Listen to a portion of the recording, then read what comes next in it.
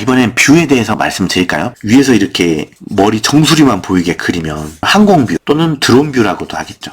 이거를 부감이라고도 하겠죠. 그리고 완전 수직에서 내려꽂히는 연출은 극부감이라고 합니다. 항공뷰 연출에서 유명한 거는 좀비 영화의 새벽의 저주. 그때 사람들이 물어뜯고 막 터지고 막 항공기 위에서 이렇게 쫙 보여주는 그 느낌? 좋죠. 그 다음 와이드샷, 풀샷이 있습니다. 이거는 마스터컷이라고 만화가 시작할 때 인물이 어디 서 있고 뭘 하고 설명을 해주고 그 다음 컷이 쪼개 들어갈 때 또는 첫 페이지 시작하면 전장으로 시장에 뭔가를 보여주고 주인공이 걸어가고 여기에 생선 장수들 파는 애들 막 보여주지 않습니까? 이런 것들이 마스터컷이라고 그러면 풀샷이나 와이드샷을 많이 쓰죠. 그 다음 카우보이 샷이라는 게 있는데요. 허리까지 보여주는 화면 구성입니다. 장점은 뭐냐면 눈, 코, 입이 적당히 잘 보이면서 손의 움직임이 보여준다는 겁니다. 액션 찍을 때 많이들 쓰죠. 그 다음 바스트샷, 인물의 가슴 언저리까지 컷을 잡아주는 거. 미디움샷이라고 많이 하거든요. 대사 칠 때 적절하게 말칸도 들어가는 공간이 나오고 캐릭터도 잘 보이고 만화 대부분 보면은 이런 컷으로 이루어져 있습니다. 풀 전체가 보이고 그 다음에 카우보이, 그 다음에 바스트, 그 다음 뭐겠어? 얼굴이겠죠. 이것도 많이 나오죠. 클로즈업. 그러면 이거를 자연스럽게 얘 보여줬다가 얘 보여줬다가 다시 뒤로 물러나고 반복하면서 상황에 따라서 이것을 건너뛴다든가 속도감도 생기겠죠. 그런 식으로 컷 구성을 해주면 좋죠. 그 다음에 대마를 건다는 말을 해요. 나는 이걸 대마로 배웠어. 예전에 감독님이 화면이 심심하다 싶으면은 나뭇가지를 꺾어와서 카메라 앞에다 들고 서 있어라. 이렇게 얘기를 했답니다. 나뭇가지 하나 스텝이 들고 서 있어서 찍으면 벌써 공간이 풍성해지잖아요. 전 대마 쓰는 거를 되게 좋아해요. 화면이 좀 어정쩡하게 서 있다. 그럼 여기에 돌을 그린다거나 돌 위에 도마뱀이 서 있는다. 황폐된 도시를 사람들이 걷는다. 여기에 죽은 시체들, 좀비, 이것들이 다 대마가 되는 거죠. 대마를 그냥 쓰면 안 되고 시선의 흐름까지 고려한다면 이렇게 보내고 싶다.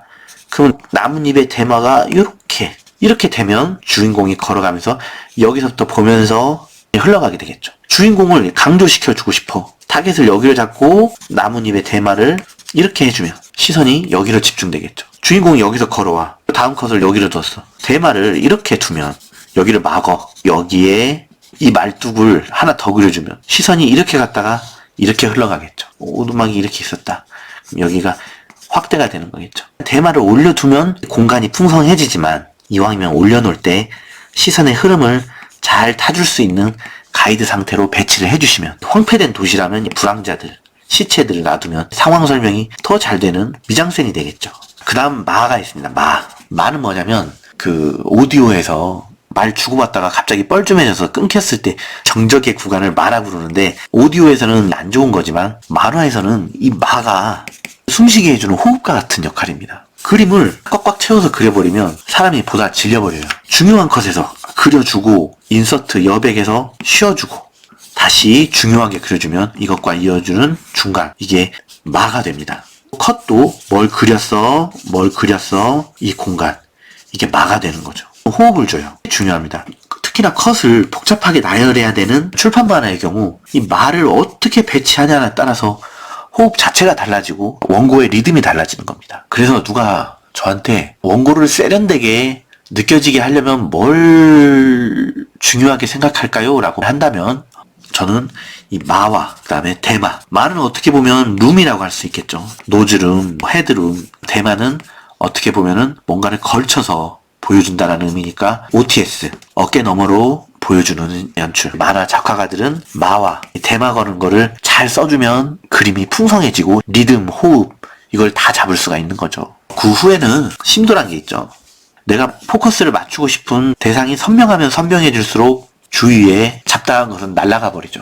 만화 보면은 가끔씩 배경 없이 인물만 그려져 있는 경우가 많지 않습니까? 어떻게 보면은 이 망원 렌즈의 개념인 거죠. 배경을 블러 처리를 해버린다거나 아니면 얼추 배경에 어울리는 색감만 맞춰놓고 날려버린다거나 아니면 하얗게 둬버린다거나. 만화는 망원 렌즈로 보는 화면을 그림으로 그린다라고 생각해 주시면 연출이 어느 정도 이해가 되시겠죠. 보통 영화에서는 점프컷이라는 게 있습니다. 아빠가 심부름을 시켰다. 심부름 하려고 운동화큼 시장에서 뭘 사온다. 들고 온다. 아빠가 심부름 시키면 뭐 사오는 건 당연한 거잖아요. 그럼 이 두 개는 안 봐도 뻔한 거야.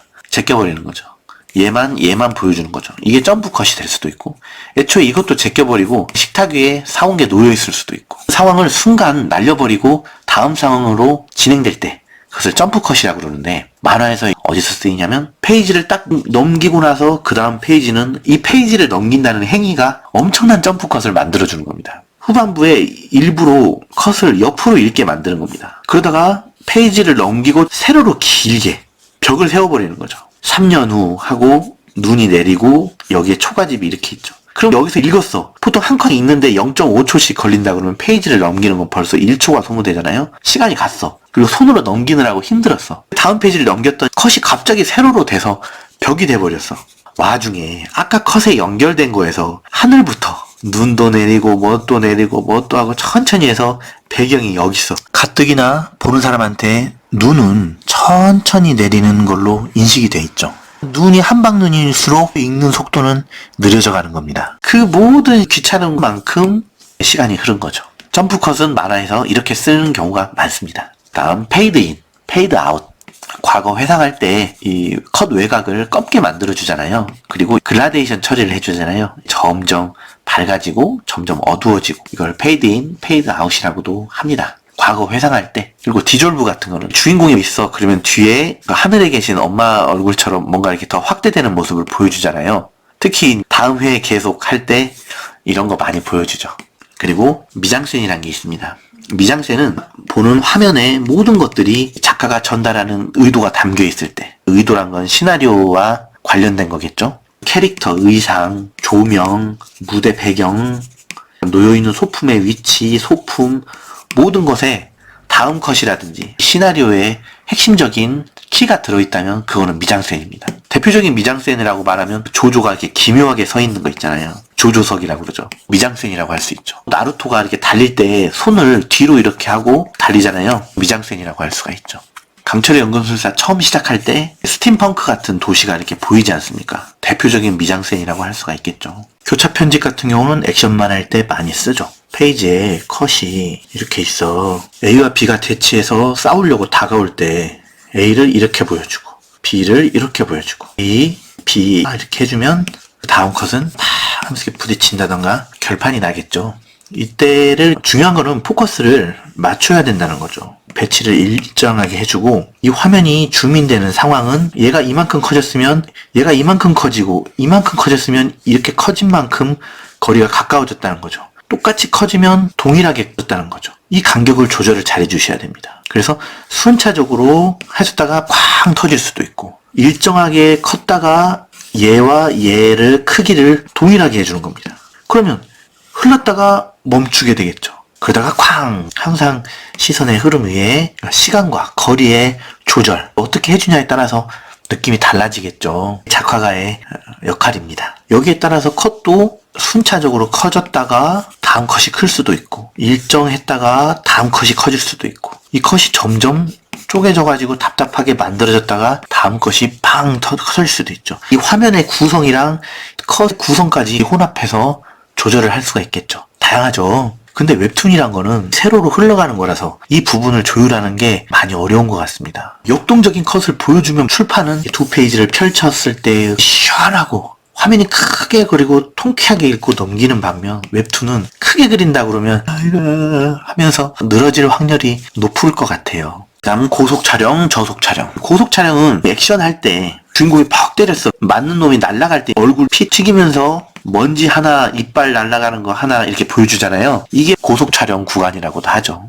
고속 촬영은 인서트로 많이 씁니다. 이 상황을 설명해주기 위해서 끼워 넣는 컷이죠. 중요한 거는 다음 컷. 얘가 쓰러졌느냐, 아니면 맞고 버텨서 또 공격하느냐, 이건데 보여주고 싶은 게 많다고 인서트를 넣어주게 되면 읽는 만큼 늘어집니다. 재미없는 만화들을 보면은 이야기 진행을 안 하고 한 공간, 한 시간대에서 컷수만 엄청나게 늘어지는 겁니다. 다 인서트거든요. 고속 촬영 너무 많이 쓰면은 늘어진다. 지루해질 수가 있다. 저속 촬영은 팽 날아가는 거, 속도감 있는 거.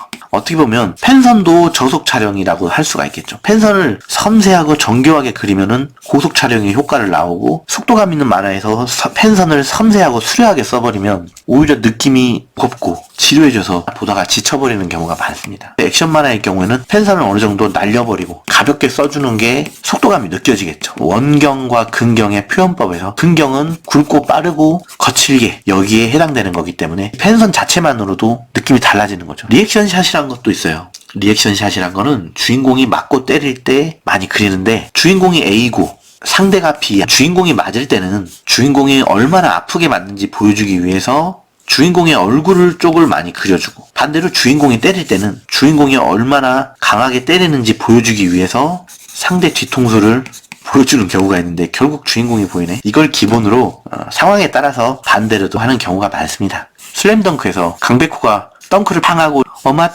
하면서 최소연 이렇게 놀라는 컷, 패거리들 놀라는 컷 뭐 하는 거 있죠. 이게 리액션 샷인데 인서트랑 똑같은 겁니다. 부가 설명해주는 거겠죠. 다음 컷 어웨이 백샷. A와 B가 복싱을 했어. 근데 A 여자친구가 C야. 그러면 땡 하면서 복싱 시합을 했는데 다음 컷에서 환호를 하거나 아니면 엉엉 하면서 울고 있는 컷을 보여줘. 그럼 결과는 뭐겠어? 환호를 하면 A가 이겼다는 소리고, 그러면 A가 쓰러져가지고 링에서 C를 보고 있겠죠. 어웨이는 그 리액션을 보여주는 컷이 되겠고, 백은 다시 되돌아오는 상황 설명의 컷이 되겠죠. 제가 하고 싶은 말은 뭐였냐면, 쭉 진행하다가 페이지를 넘기기 전 마지막 컷에서 어웨이 컷을 써주면 좋겠죠. 여자가 울고 있어. 독자들은 또 졌어 이렇게 말하면서 다음 페이지를 넘겼는데 A가 이긴 거야. 뭐지? 알고 보니까 C가 B랑 양다리였던 거죠. 반전. 놀랍죠? 자, 이렇게 컷에 페이지를 넘기기 직전 마지막에 써주면 백컷이 더욱 돋보이겠죠. 아니면 A가 울었어. 그 다음 컷에서 쓰러졌어. 점층적으로 효과를 극대화시켜줄 수도 있고요. 페이지 마지막에 어웨이를 써주면 좋다. 그 정도로 말씀드리고 싶습니다. 저는 격주간지를 연재했습니다. 격주간지는 24장이 연재가 돼요. 이거는 48페이지죠. 컷으로 따지면 약 150컷 정도가 됩니다. 한 번에 보는 상황, 그거를 쇼츠라고 그러죠. 씬은 뭐냐면 어느 한 시간, 장소, 거기서 이야기가 마무리되는 거를 씬이라고 그럽니다. 거실에서 커피 마시면서 얘기가 시작되고 끝나는 게 한 씬인 거야. 점심때 만나서 밥 먹고 얘기에다가 헤어지는 게 씬인 거야. 시퀀스는 씬들이 모여서 하나의 이야기를 이루는 거. 다시 돌아가서 시퀀스는 한 회가 되겠죠. 근데 이야기가 한 회에서 딱 끝나면 안 돼. 한 회를 구성할 때 기승전 결이 있죠. 그러면 보통 한 회는 이거를 여기다 딱 넣는 게 좋은데 연재 만화는 다음 회를 보게 만드는 게 중요하잖아요. 그래서 기승전까지 그려서 끝내버리는 거죠. 그리고 결은 처음에 두는 겁니다. 그래서 한 회의 구성은 결, 기승전, 위기 이런 식으로 진행이 되는 거죠. 그렇게 한 회 시퀀스가 됩니다. 그럼 씬은 이 시퀀스에서 3개 정도가 나오면 적당하다고 생각해요. 처음에 도입 때 한 씬, 그 다음에 개그 컷으로 쉬어가는 씬 하나, 아니면 처음 도입할 때 아이스 브레이킹 하는 역할. 아이스 브레이킹이라는 거는 뭔가 이야기를 시작하기 전에 잡담하면서 긴장을 풀어주는 상황이겠죠. 그때 한 씬을 해주고 그 다음에 살짝 숨통을 쉬어주는 한 씬. 이건 개그가 많겠죠. 가벼운 상황이 많겠죠. 그 다음에 다음 상황을 진행하기 위한 본씬. 와, 주제, 부주제, 엑스트라가 되겠네. 그러면 이거를 5, 2, 아니면 4, 아니면 6, 3, 1 분량으로 페이지를 배분하면 좋겠죠. 그리고 배경이나 시간대는 이 3개 정도가 걸쳐주는 게 좋겠죠. 그렇게 씬을 구성해주면 좋습니다. 그럼 쇼츠는 한 페이지나 한 컷이 되겠죠. 시퀀스로 따지면 결, 기, 승, 전, 위기 끝나고 다음 회에서 결이라고 했잖아요. 그러면 가장 긴박하고 고조되는 상황이 어디겠어요? 위기 상황이죠. 쇼츠를 한 페이지라고 그러면 보통 이 부분에서 2페이지를 통으로 전장으로 쓰거나 결론을 보여주기 위해서 이 부분에서 전장을 쓰기도 하고요. 작화가의 목적인 우리는 딴 거 다 필요 없다. 회당 4컷이나 5컷에만 인상적으로 독자들 뇌리에 남겨주면 된다라는 걸 목적으로 작화가는 움직인다 그랬잖아요. 바로 이 컷에 힘을 주고 나머지는 힘을 빼고 날려그리는 거죠. 거기서 아낀 힘을 다시 여기에 쏟아야만 더 강한 느낌이 들겠죠. 플롯과 캐릭터란 게 있습니다. 이거는 쉬워요. 플롯은 서사나 그 위주로 설명하는 만화고, 캐릭터는 캐릭터 중심으로 진행되는 만화죠. 만화 중에 이 플롯 만화로 유명한 거는 아키라가 있겠죠. 보통 이런 만화 같은 경우는 등장인물들이 다 비슷비슷하게 생겼어. 그리고 못생겼어. 그 다음에 캐릭터랑 뭐 소년점프, 나루토, 원피스 뭐 그런 만화겠죠. 대부분 인기 있는 만화들은 이 캐릭터 만화를 좋아합니다. 어차피 사람들은 남의 이야기를 듣는 걸 좋아하지 옛날에 말이야 이런 식으로 별로 안 좋아하잖아요. 만화의 연출에 대해서 대충 이 정도만 말씀을 드렸어요. 근데 제가 말한 것보다 디테일하게 나와 있는 것들이 많으니까 오늘 제가 말한 것들이 그런 게 있었구나 라고 생각이 든다면 유튜브나 구글 이런 거를 검색하셔서 좀 더 공부를 해보셨으면 좋겠습니다. 그리고 프로 작화가를 지망하시는 분이라면 제가 꼭 추천드리고 싶은 게 예전에 뭐였죠? 돈이 되든 안 되든 에로물을 한번 그려봐라. 그 다음에 오늘 또 하나 말씀을 드립니다. 돈이 되든 안 되든 영화 스토리보드 일을 해봐라. 영화 한번 프로젝트가 보통 3개월에서 6개월 정도가 됩니다. 그러면 짧고 굵게 공부할 거 공부하고 다시 내 업무 하기도 좋고요. 그리고 이 용어라든지 이 개념, 이게 만화판에서는 거의 사라졌어요. 근데 영화판은 가봤더니 이 개념들을 다 알고 움직입니다. 지시를 내릴 때도 아니면 스텝이 일을 할 때도 촬영할 때도 이 개념들을 알고 약속된 상황에서 움직이기 때문에 작업에 오류가 적고 완성도가 높고 무엇보다 뭔가 있어 보여. 전문성이 생겨 보이더라고요. 프로 작화가 지망생들이라면 꼭 에로물 다음으로 추천해드리고 싶은 게 영화 스토리보드 짜는 일을 해봐라 말씀을 드리고 싶습니다. 여기서 좀 주의사항이 있습니다. 저 같은 경우는 영화 일 하면서 일하는 게 행복했습니다. 또 잘한다 칭찬도 받고 그래가지고 적성에 맞는 게 아니야? 라고 싶을 정도로 모든 게 다 완벽했어요. 완벽했는데 막상 실무에 들어가서 일을 그만둘 수밖에 없었던 게 뭐였냐면 보통 작화가들은 방구석에서 2달이고 3달이고 아무도 만나지 말고 방에서 혼자 있어라. 그러면 그게 뭐가 어려워? 하면서 있을 수 있는 사람들이 많을 거예요. 깔짝깔짝 평소 사는 모습이 바로 그거거든. 근데 영화 일은 시나리오 짤 때 스키장에 모여서 콘도 빌려가지고 일주일 동안 합숙을 하라고 그러고 어디 맛있는데 호텔 같은데 잡아서 일주일 동안 콘티를 짜요. 그리고 회식이 있어. 맛있는 걸 막 먹으러 다닌단 말이에요. 압구정동 거기 가가지고 모여서 술을 마셔요. 근데 말씀드렸잖아요. 이 작화하는 놈들 성향이 사람들이 그렇게 많은 데 가면 힘들어서 이렇게 입술이 부르터요. 일본 출장을 가도 기자들이 나오라 그러면 싫어요. 편의점에 도시락 사서 호텔방에서 먹으면서 회의 준비하고 돌아다니는 걸 싫어한단 말이에요. 와중에 내가 화장실을 못 쓴단 말이에요. 그래서 회의 같은 거 있고 출장 갈 때는 아침부터 아무것도 안 먹고 물병 하나 사가지고 병뚜껑에다가 물을 조금씩 따라 마시면서 생존으로 버틴단 말이죠. 화장실 안 가려고.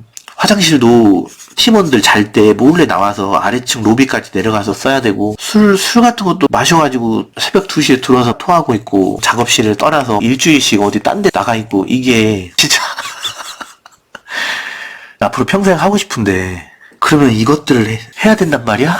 심각한 저울질을 하게 되는 거죠. 다시 생각해보면 술 마시는 거 좋아하고 맛있는 거 먹는 거 좋아하고 그 사람들 만나는 거 좋아하시는 분들이라면 음료수랑 사람들 너무 좋고 나중에 그림을 그려. 근데 그림도 수려하게 펜슬을 해주세요가 아니야. 어차피 콘티니까 오늘은 색연필로 멋지게 하고 싶다. 쫙 느낌대로 드로잉북 쫙 펼쳐가지고 뭐 하나. 그래서 오늘 말씀드린 거는 실무를 지망하시는 분들에게 해당되는 얘기였는데 제 이야기를 듣고 그냥 콘티 일을 하시라. 돈 안 받아도 좋으니까 밥만 사달라고 그러고 콘티 작가님들 따라다니면서 연출팀에서 끼어들어서 6개월이나 길면 1년 정도 해보셔라 라는 말씀 꼭 드리고 싶어요. 뭐 하나 버릴 것 없이 뼈가 되고 살이 됩니다.